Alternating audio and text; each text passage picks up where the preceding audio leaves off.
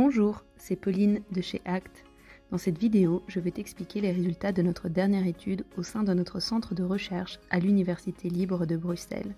Cette étude portait sur l'hétérogénéité du langage expressif chez les jeunes enfants autistes. Ici, on s'intéresse donc au langage que vont produire les enfants et non ce qu'ils comprennent. Les connaissances actuelles sur l'acquisition et le développement du langage expressif chez les enfants autistes font état de deux observations incontestables. Premièrement, la plupart des enfants autistes commencent à parler plus tard que les enfants au développement typique, et cela se manifeste très tôt dans le développement. Très jeunes, les bébés qui vont plus tard recevoir un diagnostic d'autisme semblent produire moins de gazouillis ou de vocalisation adressée aux autres. Les jeunes enfants autistes commencent également à babiller plus tard et par conséquent produisent également leurs premiers mots et leurs premières phrases plus tard que les enfants au développement typique. De manière générale, on estime qu'il est plutôt rare pour un enfant autiste de commencer à parler avant l'âge de 3 ans. Deuxièmement, il existe une très grande hétérogénéité parmi les enfants autistes au niveau de leur capacité langagière, allant d'une absence totale de langage expressif à un langage expressif dans la norme. Environ 30% des enfants autistes ne développent pas de langage expressif et resteront donc non-verbaux à l'âge adulte. Parmi les enfants qui développent du langage expressif, le moment où les enfants commencent à parler ainsi que la vitesse à laquelle ils développent le langage varie énormément d'un enfant à l'autre. Étant donné que le retard des enfants autistes dans le développement du langage expressif par rapport aux enfants au développement typique est déjà largement attesté, dans cette étude, au lieu de traditionnellement comparer un groupe d'enfants autistes à un groupe d'enfants au développement typique, nous avons décidé de nous concentrer sur un groupe d'enfants autistes et sur leurs différences en capacité de langage expressif. Pour ce faire, nous avons recruté 59 enfants autistes entre l'âge de 3 et 5 ans en essayant d'obtenir un groupe d'enfants représentatif de tous les niveaux de langage expressif qui coexistent au sein du spectre à cet âge-là. Cela veut dire que, à l'inverse de nombreuses études qui s'intéressent au langage dans l'autisme, nous avons inclus des enfants qui ne produisent pas ou peu de langage, ainsi que des enfants plus verbaux. Afin de mesurer le niveau de langage de chaque enfant, nous avons enregistré toute leur production vocale dans deux contextes. Premièrement, pendant un jeu libre avec un de leurs parents, et deuxièmement, pendant un jeu structuré avec la neuropsychologue du centre. Nous avons ensuite écouté tous ces enregistrements et chaque production de chaque enfant a reçu un code qui correspondait au type de production produite par l'enfant. Il y avait 7 types de production possibles qui couvraient toutes les étapes primordiales du développement typique du langage. Les productions préverbales vocaliques correspondaient à des productions qui ne contenaient pas de consonnes mais uniquement des voyelles. Ce sont les traditionnelles premières vocalisations que produisent les bébés quand ils commencent à développer le langage. Les productions préverbales non vocaliques sont des productions que l'on retrouve plus fréquemment dans le développement atypique du langage. Ce sont des successions de consonnes sans voyelles ou, de manière plus générale, les grognements, fredonnements, claquements de langue et autres sons du style. Les productions syllabiques sont des productions qui contiennent au moins une syllabe composée d'une consonne et une voyelle, mais qui n'ont pas de sens particulier en français. Les protomots sont des approximations de mots français, c'est-à-dire des mots qui contiennent des erreurs de prononciation ou d'articulation. Les mots isolés sont des mots français sans déterminant et qui ne contiennent pas d'erreurs de prononciation.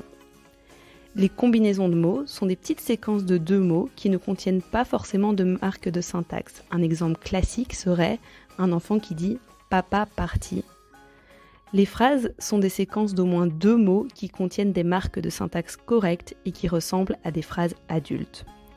Afin de mesurer la production langagière des enfants, nous avons compté les productions de chaque enfant pendant les 2 interactions en les classant par type de production. Ensuite, pour investiguer les différences de production langagière entre les enfants, nous avons utilisé une analyse statistique qui s'appelle l'analyse de cluster. L'analyse de cluster, dans notre cas, va permettre de trouver dans notre groupe initial de 59 participants des plus petits sous-groupes de participants de sorte que les participants qui se trouvent dans un même sous-groupe ont une production langagière similaire entre eux et diffèrent des participants qui se trouvent dans les autres sous-groupes sur base de leur production langagière. L'analyse de cluster a trouvé 5 sous-groupes différents dans notre groupe initial de 59 enfants autistes âgés de 3 à 5 ans. Chaque sous-groupe correspond donc à un style différent de production langagière. Le premier sous-groupe identifié est composé d'enfants qui produisent beaucoup de langage, et surtout des phrases ainsi que quelques mots isolés. Le deuxième sous-groupe est composé d'enfants qui produisent beaucoup, mais un peu moins, de langage et utilisent surtout des mots isolés et seulement quelques phrases. Ces deux sous-groupes ont été identifiés comme étant composés d'enfants verbaux. Le troisième sous-groupe est également composé d'enfants qui produisent relativement beaucoup. Cependant, leurs productions sont presque exclusivement préverbales et surtout syllabiques. Ce sont des enfants qui produisent du jargon, c'est-à-dire de longues séquences de sons de la parole qui n'ont pas de sens pour nous. Le quatrième sous-groupe est composé d'enfants qui produisent relativement peu. Le peu de productions qu'ils utilisent sont vocaliques, non vocaliques ou syllabiques, donc préverbales. Finalement, le cinquième et dernier sous-groupe est composé d'enfants qui ne produisent presque jamais. Ils parlent très peu et leurs quelques productions sont préverbales également. Ces 3 sous-groupes ont été identifiés comme étant composés d'enfants non ou peu verbaux. Nous avons ensuite comparé les 5 sous-groupes entre eux sur une série de mesures démographiques, psychométriques et de langage. En moyenne, les enfants dans tous les sous-groupes avaient le même âge et provenaient de milieux socio-économiques comparables. Cela signifie que ni l'âge ni le niveau socio-économique n'avaient d'influence sur le niveau de production langagier de l'enfant. Par contre, les résultats ont montré que les enfants dans les sous-groupes verbaux, c'est-à-dire les sous-groupes 1 et 2, avaient de meilleures performances au test de quotient intellectuel verbal et non verbal. Ce résultat est à prendre avec des pincettes car il est fortement influencé par le fait que nous n'avons pas réussi à mesurer les quotients intellectuels de beaucoup d'enfants dans les sous-groupes non ou peu verbaux. Les résultats ont montré que les enfants dans les sous-groupes verbaux avaient également tendance à avoir une symptomatologie autistique plus modérée que les enfants non ou peu verbaux, sauf en ce qui concerne les comportements restreints et répétitifs, pour lesquels il n'y avait pas de différence entre les groupes. Comme pour l'âge ou le niveau socio-économique, la sévérité des comportements restreints et répétitifs des enfants n'a pas semblé avoir d'influence sur le niveau de production langagière des enfants. Enfin, les enfants du sous-groupe 1, qui parlent surtout en utilisant des phrases, avaient plus de vocabulaire que les enfants de tous les autres sous-groupes au moment de l'étude. Par contre, 1 an plus tard, ceux du sous-groupe 2 avaient fait une très belle progression en vocabulaire et avaient rejoint ceux du sous-groupe 1.